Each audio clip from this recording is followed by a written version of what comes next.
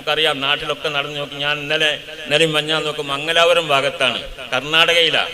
അവിടെ ചെന്ന് നോക്കുമ്പോൾ ഞാൻ അവിടെ കൂടിയാലോ എന്ന് കരുതാം. അവിടെ ഒരു കുഴപ്പമില്ല, ഒരു കുഴപ്പം അവിടെ ഇല്ല.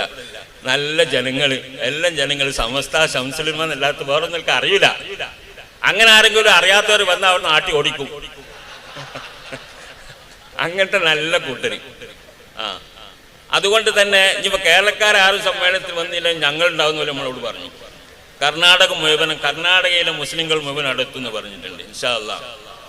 അപ്പോൾ കർണാടകക്കാരെ കാണാനും അവരോട് സഹവസിക്കാനും വേണ്ടി നിങ്ങളെ ക്ഷണിക്കുകയാണ് സമ്മേളനത്തിലേക്ക്, 100ാം വാർഷികത്തിലേക്ക്. അല്ലാഹു തആല തൗഫീഖ് ചെയ്യുമാറാവട്ടെ.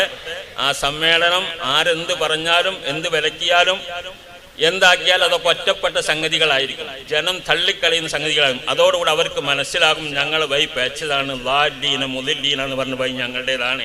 അതാണ് ഈ മുസ്ലിങ്ങളൊക്കെ പ്രാർത്ഥിച്ചു കൊണ്ടിരിക്കുന്നത്, പടച്ചവനെ രക്ഷിക്കണേ എന്ന് പറഞ്ഞ് തിരിച്ചു വന്നോളി കൂട്ടരെ. ഈ കപ്പൽ പുറപ്പെടുകയാണ്. ഈ കപ്പലിനെ പിടിച്ചു നിൽക്കില്ല, നബിയുടെ കപ്പലാണ്. രക്ഷമാണെങ്കിൽ കന്നാനുകളെ നിങ്ങൾക്ക് വേണമെങ്കിൽ ഇതിൽ കയറാം എന്ന് ഞങ്ങൾ പറയുകയാണ്.